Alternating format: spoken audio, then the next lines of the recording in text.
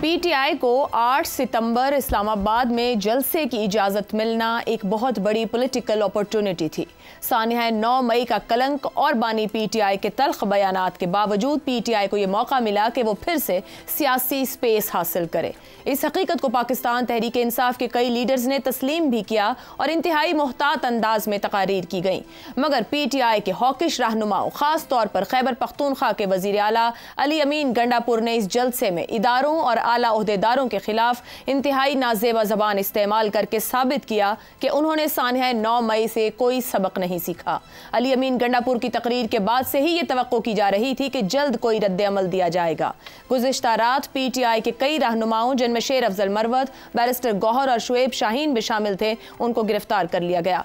इनमें से किसी रहनुमा ने भी कोई नाजेबा जबान इस्तेमाल नहीं की, बल्कि बैरिस्टर गौहर ने तो कल गंडापुर की बदजुबानी पर सहाफियों से माफी भी मांगी, जबकि पार्लियामेंट हाउस से बाहर होने वाली गिरफ्तारी भी एक इशू बन चुकी है।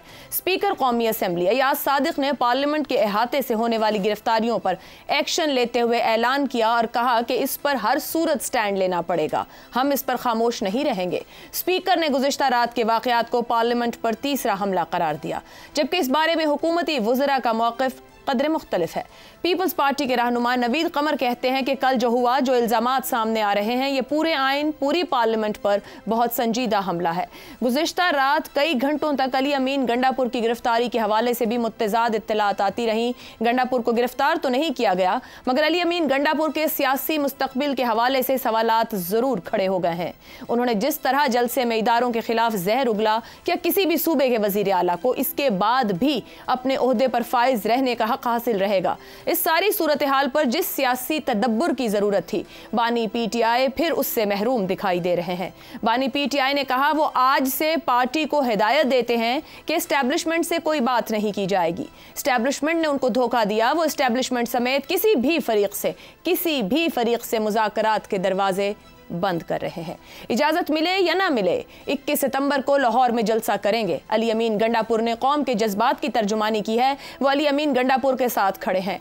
गंडापुर के बयान पर माफी मांगने वाला बुज़दिल है, उसे पार्टी में नहीं होना चाहिए, वो पार्टी छोड़ दे, यानी पार्टी चेयरमैन को भी ये कह रहे हैं। 8 सितंबर से लेकर अब तक की सूरत हाल बहुत से सवालात को जन्म दे रही है। क्या पीटीआई के रहनुमाओं ने जलसे में ऐसी जबान इस्तेमाल करके सियासी खुदकुशी का इर्तिकाब किया? गंडापुर ने हालात की संगीनी को जानते हुए भी पीटीआई को इस सियासी खुदकुशी की तरफ क्यों धकेला?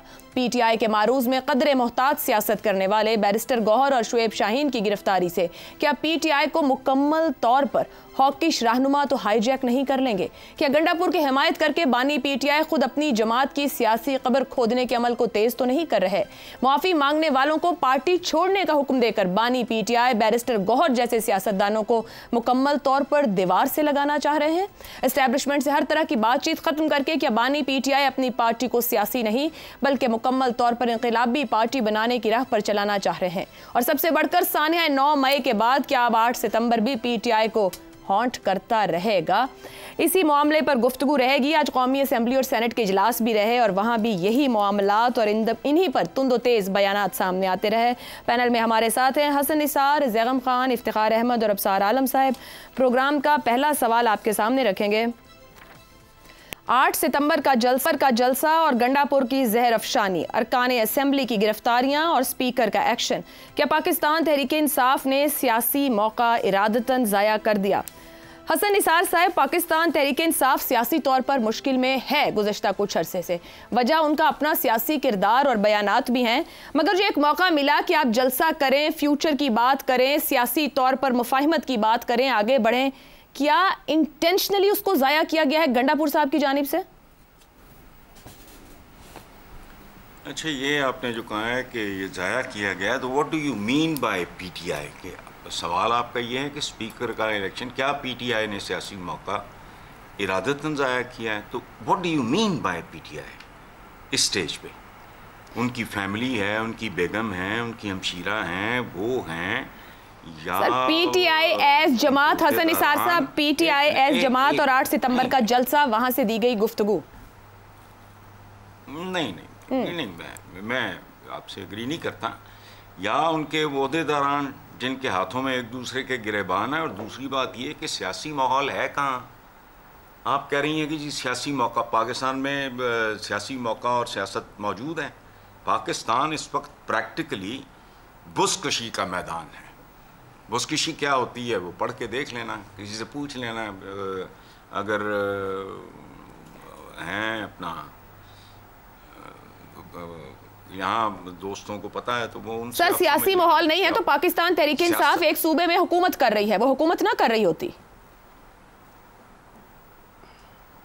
अच्छा सुभान अल्लाह, इसका मतलब है कि हुकूमत अगर कोई कर रहा हो तो वो सियासी माहौल होता है। अच्छा इलेक्शन हुआ, इलेक्शन के बाद हुकूमत मिली, वोट के जरिए आए, तो जाहिर बात है सियासत हो रही है, जमहूरियत है, हुकूमत है। वो तो देखो नहीं, आप कह लें, आपकी मर्जी है, मैं तो आई कांट स्टॉप यू, लेकिन पाकिस्तान में तो ज़बान ज़द आम है, फॉर्म 47 और फलाना टपकाना, जो कुछ हुआ है पता है। लोगों का तासुर तो यही है। ये सियासत इस तरह होती है। ये बुसकशी का मैदान है। कौन लोग हैं, क्या कर रहे हैं, पार्टी किधर है? आप बात कर रही हैं कि जी वो सियासी मौका दाया कर दिया। किसने? इमरान ने, उनकी हमशीरा ने, उनकी बेगम ने, या उन दोनों में से किसी की टीम ने, या उन सब लोगों ने जिनके हाथ एक दूसरे के सर पीटीआई अवाम की एक जमात है, और जब आप कहते हैं कि क्या हो रहा है, तो 18 के बाद आरटीएस भी बैठा था, लीडर भी कैद में थे, अंदर बाहर भी आते जाते रहे, सब कुछ हो रहा था, हुकूमतें भी चली, सियासत भी हुई और सब कुछ हुआ। कुछ मुख्तलिफ नहीं हो रहा है, वही कुछ हो रहा है जो पहले भी माजी में करते रहे सियासतदान एक दूसरे के साथ। हाँ, तो मैं तो इसीलिए ना पाकिस्तानी सियासत को सियासत समझता हूँ, ना जमहूरियत को कभी जमहूरियत माना है, और ना मैं सियासत। मगर हसन साहब, एक जलसे के जरिए आप सियासी पैगाम दे सकते हैं अपने सियासी मुखालिफिन को कि आगे बढ़ने का तरीका क्या है, क्योंकि अब से कुछ देर पहले जो नए सेक्रेटरी जनरल बने सलमान अकरम राजा साहब, वो ये कहते हैं कि हम सबके साथ चलने को तैयार हैं और बात करने को तैयार हैं। तो ये बात उस जलसे से भी कही जा सकती थी, सीएम केपी की तरफ से भी कही जा सकती थी। देखिए बात सुने जी, नहीं सुने, एक बात है, हर पार्टी का जैसे हर इंडिविजुअल का एक मिजाज होता है, इस तरह हर पॉलिटिकल पार्टी का एक मिजाज बन जाता है। सही। पीपल्स पार्टी का अपना, अब क्या लोग शरारतन कहते हैं नून लीग के बारे में, पटवारी, टिपिकल, बहुत खूबसूरत है ये लफ्ज उनके लिए। अच्छा जाला वहां जाला होता है। अब पीटीआई का एक खास मिजाज है, इसको क्या कहें? इसको मैं इस तरह कंक्लूड करता हूं कि गरम दिमाग ठंडे फैसले नहीं कर सकते। उनका एक अपना मिजाज है, उसके मुताबिक हुआ है जो कुछ हुआ। ठीक हो गया। इफ्तिखार साहब, टॉप लीडरशिप का भी यही मिजाज है। दुरुस्त। इफ्तिखार साहब, गर्म मिजाज कहा है हसन साहब ने पीटीआई का, और दूसरी जमातों के भी मिजाज हैं, हर जमात अपने मिजाज से पहचानी जाती है।